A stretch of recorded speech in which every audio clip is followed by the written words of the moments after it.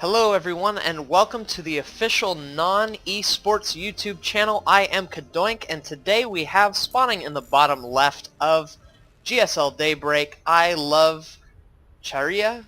ILoVeChiara, the NoN-eSports player, and he is playing against SoLD, the green Protoss, up in the top right, fighting for BLR. I do believe they are a Russian team.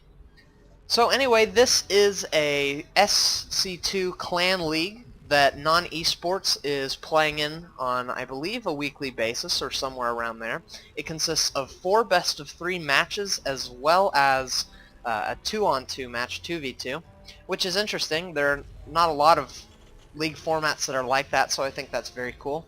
And so this is just one match, one best-of-3 between NoN-eSports and BLR. So ILoVeChiara, also known as Quanio TT, something like that, is our NoN-eSports hero for today, and so we will be rooting for him as he's representing our team. And hopefully he will win this match and help propel NoN-eSports further into the league. They are in Division 2B, I believe. There are several divisions in this clan league. You have 1 through a certain amount of numbers, and various ones are A, B, A, B, C, something like that. And I believe if you do well in your division, you can rank up a division, you can go forward, and the highest division is the Master Division, and you're playing for a chance at 100 euros, which is really exciting. So we have these 2 players on Daybreak. It looks like some pretty usual things are coming out for both of these players. SoLD is most likely going to go for a 1-gate expand, something very common in the PvT matchup. He's getting his gateway up, he's also getting his gas, and I imagine he'll be saving up and working towards getting that Nexus. In the meantime, ILoVeChiara is doing the same sort of thing. He's going to go for a 1-Rax expand, not going to be getting any gas early on or anything like that. So he will send an SCV here pretty soon to go build that command center, and then we'll have to see what he decides to do after that. And it looks like SoLD's not going to be going for the 1-gate expand. He's getting his cybernetics core up a little early. He might opt to get the Nexus after the cyber core, but wants to make sure he gets that gets that stalker out so he can deny more scouting by killing off this SCV. Although ILoVeChiara is sending him away, going to be probably looking for some pylons around the map, making sure that no kind of 1-base or 2-base timing attacks are on its way. Not on its way, but in the works, as it were. Looks like ILoVeChiara getting his command center up in his base. Doesn't want to take too many risks, is a little bit nervous. He's keeping his SCV here at a point where pylons often go down and building his command center on the high ground. He doesn't want to lose to any kind of early cheesy sort of things. And there we go, we do have the 1-gate expand. So he is getting his Nexus up. And yeah, it's a pretty usual timing for Protoss. And in the meantime, ILoVeChiara is getting 2 more barracks, so it looks like about a 3-Rax play. He might opt to get his factory after his double gas is finished, so that he can start working on getting those medevacs up, or Vikings if he needs them against the Colossus threat that Protoss has in their arsenal. And yeah, other than that, there aren't too many things going on at this time. We have a Zealot going up the ramp just to kind of poke and see what's going on. The bunker's going down for ILoVeChiara just to make sure that's a little bit well defended. He seems to be very cautious. He doesn't want to lose to anything too silly, which is a smart play when you're playing for your team, trying to represent your team and push your team forward. You don't want to, you know, not build a bunker and then get attacked early on. But I think ILoVeChiara might have sent his SCV back in, as I don't see it on the map anymore. Probably was picked off by a sentry or a zealot, something like that. And he did cancel that. Yeah, he did see the Nexus go down, so he canceled the bunker, decided to save 100 minerals, and knows he's in a safe position because his opponent went for that 1-gate expand. Going to be moving across the map with a few Marines. The zealot is going to get away, but ILoVeChiara now has control of this watchtower, which is ever so important for him, and the Zealot will be forced to go home, or this other watchtower. And both players just working on getting up their expansions. It looks like SoLD got his out a little bit earlier, and that's just because ILoVeChiara built his on the high ground and had to float it over after building an orbital. And so in SoLD's base, we see he has a few more gateways, getting a robotics facility. So kind of a 3-gate robo sort of play. I suspect we'll see Colossus out of it. Most likely going to be getting an observer first, and then, yeah, he's going to be taking a gas here, so we will have 3 gas geysers. And there goes the robotics base. So indeed it will be Colossus play, kind of early, but you can hit some really strong timings with it. Early Colossus play can be so dangerous, especially if you catch the Terran player without any Vikings. But as we see here, ILoVeChiara is getting his starport up. He's going to be getting that reactor on the factory just so that as soon as that starport finishes, he can switch them around, start pumping out medevacs, and then when he sees the Colossus, start producing Vikings. And he's getting his engineering bay up, getting that +1 attack. Stim is about 75% done, a little more, I'd say. Sticking to a very marine-heavy army, which I'm surprised about. In TvP, I tend to lean more towards a heavy marauder army, just because Colossus really rips marines to shreds, and stalkers are incredibly good against marines as well. So if you have those marauders, you can stim forward, pick off a lot of stalkers, or sometimes pick off a colossi, which is very, very nice. And now we have the 2 medevacs popping out. And when this stim is finished, I suspect he'll be getting the combat shield. No reason to get that concussive shell when he's not going for any kind of marauder play. Oh, and as we see, the observer's just flying into the base. He'll see that starport, he'll see the 3 barracks, and then he'll go over and he'll see the expansion as well. So no player is really going to be too surprised by anything. The Colossus might be a little bit of a shock to ILoVeChiara, but Colossus play is very common, so I can't imagine he'd be too surprised. Forge going up for SoLD, going to be getting those upgrades, most likely, I would say most likely armor first. Maybe he's going to get +1 attack. Actually, +1 attack would make sense with the Colossus.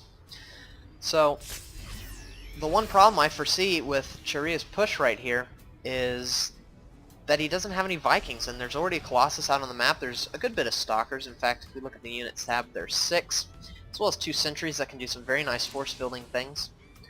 So we'll see if ILoVeChiara decides to commit or not. It's going to be moving to the 3rd at just the perfect time. SoLD putting down his Nexus. It will be denied by these Marines. I don't think the Colossus... Ooh, and actually it doesn't even get canceled. It gets sniped off. That's a great play by Chiria. As that's 400 minerals down the drain, and SoLD is now only at about 200, so he's going to have to wait a while. But I don't like this play. Chiria is moving into the natural, and there are a lot of Stalkers as well as this Colossi, and some force fields going down. Not the greatest, not trapping any Marines. Luckily for Chiria, those force fields were whiffed, and he can escape. And now he knows, and look at this great timing, putting those Vikings into the production tab, and taking a 3rd base of his own. So Chiria looks to be in a dominating position at this time. The only thing is SoLD has a very strong push coming right now. 2 Colossus and a lot of Stalkers. No Zealots, in fact. So these Marines don't really counter anything. So they are going to have to run home. I would love to see Chiria put down 2 bunkers as soon as he saw this Colossus, actually. Ooh, and actually he's producing some Marauders as well, so that's going to help out quite a bit. And he's got his +1 attack finished while his opponent is sitting at 0-0. So we'll have to see how this engagement goes. Looks like SoLD wants to be going up and trying to deny that 3rd. Unfortunately for him, Chiria has finished it, so he's going to spot that with his medevacs, and now he can just float that away, and his 3rd is safe. Didn't lose any minerals. Going to lose a little bit of mining time, but that is not a huge loss. And now SoLD will be forced to retreat. He kind of didn't do anything. He didn't really use his timing, so now there are Vikings on the map. There are a lot more Marauders now, a lot more medevacs as well. Ooh, and it looks like he's going to be going back in. I don't know if I agree with this decision. Chiria's kind of up on him. In fact, if we look, the army supply is definitely in Chiria's favor. 62 to 45. Oh, not very good for SoLD. He does need to run home. Or at least not commit. I do like that he has taken the watchtower, but I don't think he needs to do that with his entire army. 1 Stalker will do just to make sure that his opponent is there. And Chiria sending a Marine forward just to see where the army of SoLD is, and he definitely found out the hard way. So he's going to be working on destroying these destructible rocks so that he can try to get a little bit of a better concave when an engagement decides to happen. Also doing a scan just to confirm the army is still there, which it is. And now he's kind of debating whether to attack or not. He does have 5 Vikings, and oh great, picking off that observer. SoLD will definitely have to run away now. Without that observer, he doesn't know where the Terran army is, and so he can't really afford to just sit there. You know, the Terran army can flank from several positions and really do a lot of damage. The Vikings can come around from behind, and that's very, very dangerous. So Kyria now on the offensive once again. It looks like SoLD is going to be pulling back, but now he has 3 Colossi. A little bit scary. The Vikings are sitting at 0-0. You really want to get that +1 attack for your Vikings as they crumble very, very quickly to the Stalkers if you don't micro them right. But look, Kyria putting them in a great position. A lot of the Colossi are in horrible position, taking a lot of hits. The Vikings not taking much of anything. And now Kyria is just going to pull back. He did some damage to the Colossus, now he's just going to pull back. Ooh, but some Stalkers blink forward, and it's forcing an engagement here. The Vikings not in the best position, but it looks like they're going to be able to pick off at least one of those Colossi. 2 might go down. Nope, some great micro by SoLD pulling those Colossi back, and now Kyria is in a lot of trouble, stemming some units forward and managing to get both the Colossi with a fantastic stem. Oh man, but he did lose a lot of units in return. These Stalkers blinking forward to try to pick off the rest of the units, as well as the medevacs. 1 goes down. How many more will he get? The second one looks like it will fall. Ooh, two medevacs there and a Viking. I don't know if it was worth it for the 3 Colossi. If we look at the army supply, it's still pretty even. Kyria is, actually it's perfectly even right now. But this is the big tell. SoLD has 85 workers to the 53 of Kyria. He's just now saturating the space. If we look at the income tab, they're pretty even because of these mules, but once those mules are gone, the story will not be the same, especially with SoLD taking this 4th base. So that engagement didn't really go how Kyria wanted it to. The one advantage he has is that it's going to take a while for his opponent to rebuild those Colossus, but he's kind of not really doing that. I mean, he's building them, but he's focusing on getting some Archons up and maybe even getting Storm. Does he have Storm researched? I think he might. If we look at the Templar archives, which, there it is. Yeah, he does in fact have Storm research, so he's going to be getting the energy up. He's going to have Archons. But Kyria, man, with a great game sense, is getting his Ghost Academy up. He will have Ghosts in time, I believe, so he can EMP or snipe those High Templar and make sure that he doesn't get stormed. Storm, one of the most powerful upgrades in the game. And so yeah, we see he has a ton of Vikings, but how many Colossus are on the map? I think only 1. Yeah, there's only 1 with the second one on its way, so those Vikings kind of have diminishing value as this tech switch happens for Protoss. So we have the 4th base for SoLD coming up. It looks like it's getting saturated at this time. The income is going to just fly for SoLD here in a bit once this gets fully saturated. Kyria only ahead because of mules, I think, at this point. The worker supply still very heavily in SoLD's favor, sitting about 89-90 probes. And a scan goes down, just kind of checking things out. It's not going to see very much of anything. I think he will see the base. No, he does not see, but he sees the assimilator, so he can assume. You wouldn't build an assimilator there without building a nexus. Although that might be a good way to fool your opponent if he does an odd scan. But regardless, Kyria knows. The only question is, will he be able to survive this attack? He has a lot of Vikings, which he can land once the Colossus are dead. I imagine the Colossus will fall very, very quickly. But the 2 Immortals are going to take a lot of damage as well. Actually, 3, not Immortals, excuse me. The 3 Archons are going to tank a lot of damage, and with, how many Ghosts are on the field? We do have 4. If he hits his EMPs off, the army will crumble. If he misses them, it might not be the same story for Kyria. So he's really making sure he gets a few more Ghosts up. He doesn't want to take any engagements and risk the whole battle hinging on a few EMPs. But now that he has about 6, 7 of them, he's going to be moving forward. Ooh, and it looks like the 2 armies are going to engage here at the bottom of the map. Pylon going down. He does do a scan. The Colossus are in a terrible position. The Vikings pick him off very quickly, but a lot of Stalkers are here, and some Storms going down. The first one whiffs. Kyria, oh man, hits one of the Storms a little bit. Manages to pick off all the Zealots, but there's still a good bit of Archons left. All of them at full shield. He needs to get an EMP off. He snipes. One great EMP on the Stalkers, but he doesn't really hit the High Templar, and that's going to be kind of risky. He might have wasted a lot of energy there. we look at these High Templar, they all still have full, well, 2 of them have full energy, and one of these can storm, so a lot of potential storms and very few medevacs. So we can see that this Viking production, this heavy Viking production, has kind of hurt Chirea. He got him up, he killed this Colossus very quickly, but now he can't really use him for anything. We see in the production tab, whoa, actually, I completely take that back. SoLD is producing 3 Colossus at a time, my goodness. So it might not be so bad, but the thing I still worry is the medevac count's so low, only sitting at 2, just now producing 1 more.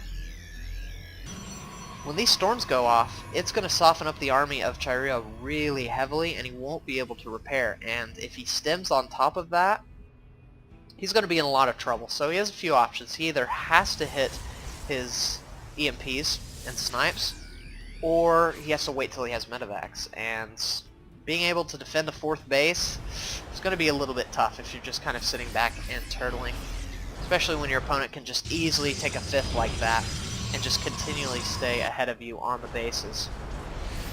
So it looks like a scan does go down. We have some cannons being placed. I love this play. It'll able to see those if they're cloaked, but the Vikings are now moving forward, picking off one of the Colossus and working on the other ones. Some Zealots screaming forward, but a storm goes down on these Vikings. Ooh, and another storm goes down, not exactly hitting the bulk of the units. Oh, and there's a huge storm, another huge storm softening up the Terran army, and Chirea just GGing. Wow. I'm very surprised by that. He still had an army, he still had 4 bases. I think the big tell was the fact that SoLD was up on 5 and Chirea was only on 4, just getting his 4th up actually, and hitting those huge storms and not having medevacs is very, very fatal to a Terran army. So anyway, I hope you enjoyed game number 1 of this match. We will have at least 1 more game. If SoLD wins the next game, then BLR will win this particular match. Chirea wins, they will have a 3rd match. So let's root for Chirea in game number 2, our non-esports player. Anyway, if you'd like to check out more videos, please subscribe to the Non-eSports channel.